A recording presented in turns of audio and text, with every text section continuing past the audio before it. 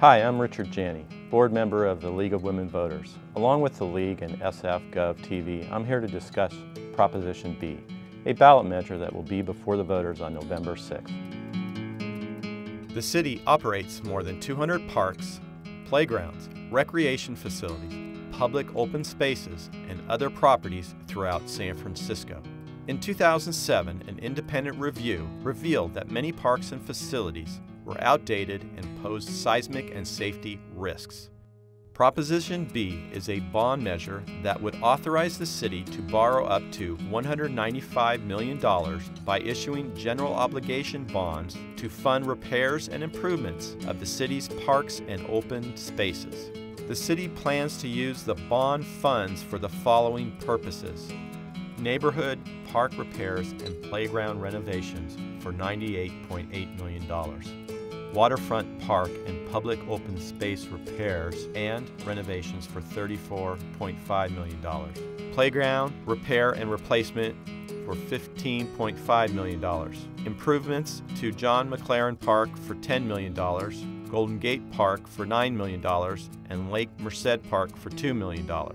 A Community Opportunity Fund to pay for community-nominated recreation and park projects for $12 million. Improvements that conserve water in parks for $5 million. Trail reconstruction in Golden Gate Park and John McLaren Park for $4 million, and park forestry programs for $4 million. Proposition B would allow an increase in the property tax to pay for these bonds. It would permit landlords to pass through 50% of any resulting property tax increase to their tenants. I'm here with Matthew O'Grady, Executive Director of San Francisco Parks Alliance and proponent of Proposition B. We're also joined by George Wooding, Vice President of the Coalition for San Francisco Neighborhoods and an opponent of the measure. I'd like to start off with Matthew and why you believe this proposition is so important. Certainly. Thank you, Richard. First off, I've got some good news and some bad news and some more good news for San Franciscans. The good news is that in a study recently published by the Trust for Public Land that looked at the city park systems in the 40 biggest cities in the country, it rated San Francisco as #1 in the country. We've got the best city park system anywhere in the country. That's because of the visionary leadership and the big investments made by previous generations of San Franciscans.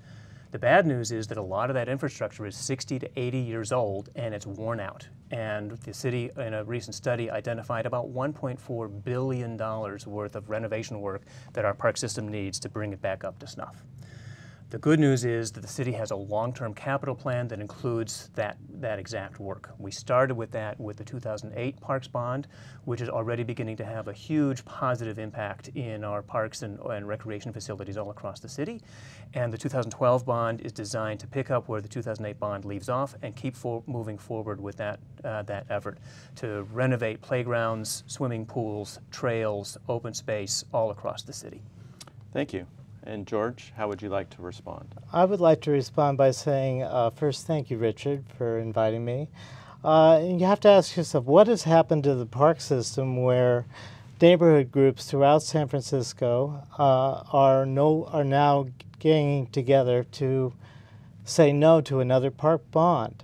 Why is this happening? Is the park system really being effective in San Francisco? The same National Trust for Public Lands that Matt just mentioned, we are one of the best funded parks in the country.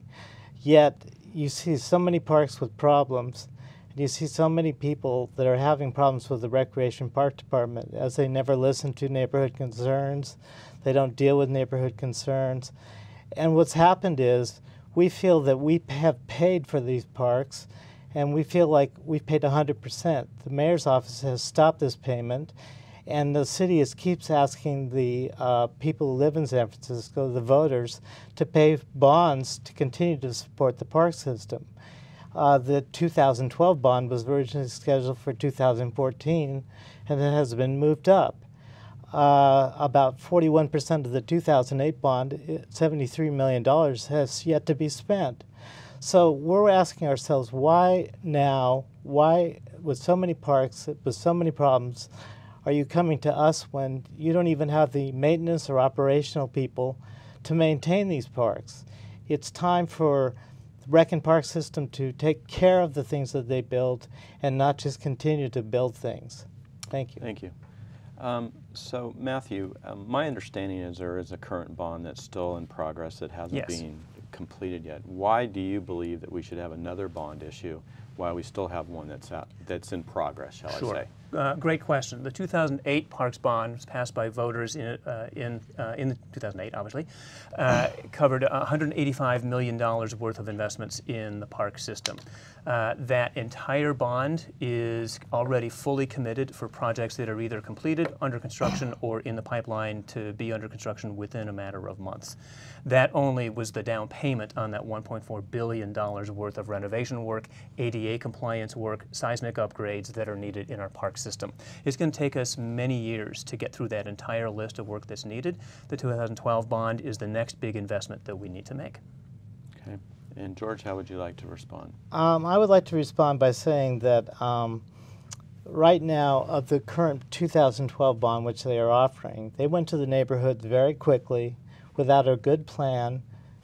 They misrepresented what they were going to be doing in several instances, and they went to neighborhoods and then they went back to the Capital Planning Commission and said the neighborhoods love what you're doing. And this has caused a situation where, for example, I live in District 7, we're getting only $2 million. The funny thing about the $2 million is it's going to Lake Merced, yet Rec and Park will not tell us one thing about what they're going to spend the $2 million on. So what they're asking for is blind faith from the voters. They're asking us to vote on a bond, and then they will tell us after we have voted what they're going to do with this money. And we're tired of it. We want to know exactly what you're going to do with the money if we're going to keep giving you money. Thank you. And how would you like to respond? Well, that's just plain completely inaccurate. As is the policy for all bonds in San Francisco. The restrictions on how bond funds get spent is very clear and is very tight. The 2012 bond has a long list of major capital projects that will be funded by the bond, as well as an array of specific sites and specific topics that will be addressed. For example, the $2 million that's earmarked for Lake Merced, that can only get spent on Lake Merced. The exact way that money will be spent will be determined through a rigorous public community engagement process that is also required by the bond legislation that residents will be invited to participate in to determine what's the best way to make improvements in Lake Merced using that money. Okay. And George? If only this were true. As you noted, he could not state what he's going to be doing with the $2 million. As far as the rigorous inviting of neighborhoods, yes, they will get some neighborhood groups, they will get some people for the neighborhoods, but this is an RPD situation where the RPD finally decides how they're going to spend this money. So these groups are great for show, it's a great dog and pony show, but in terms of real actionable things, the Rec and Park system does not listen to the neighborhoods. They will go ahead with it and do whatever they want to do, and I would just simply ask you, what are you going to do with the $2 million you're spending at Lake Merced? Would you like to respond to that? Sure. State law requires that for a specific project to be identified in a bond measure like this one, that it go through an environmental review process first. It's called CEQA, the California Environmental Quality Act. That's a rigorous planning process that is required. All of the projects that have been called out in this bond have been through that process, but that hasn't been completed yet for sites like Lake Merced. And so it's not possible. It's not legally possible to specify exactly how that money would get spent on that particular site. We know there's a lot of habitat restoration work that's needed at Lake Merced. There's trail work that's needed. There's recreation facility renovations that are needed. There's a lot of different needs in Lake Merced that have built up over time, and so the city will use this community engagement process to determine what's the best way to use that once the bond passes. Okay, thank you. So we have a little bit of time left, so I'd like closing comments by both of you. Thank you. Well, I just want to follow up on what you said. How interesting, since $99 million of the bond is CEQA approved. It's a categorical exemption. So they are getting categorical exemptions through CEQA right now. And what this leads to is complete lying to the voter. For example, when you go to Golden Gate Park Beach Chalet, that was listed as simply a categorical exemption for a field, which means it's like painting a red door black. So what you have here now is all of a sudden you have a soccer stadium out of nowhere that the voters were never told about, where they're going to change grass into turf. So I think a lot of this is very disingenuous, and I think why the neighborhoods and such diverse groups are now fighting Rec and Park is because we're tired of being misrepresented too. And I think this is the start of a new trend with the relationship with the public and Rec and Park.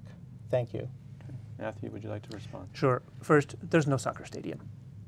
This bond is about current and future San Franciscans, especially our kids.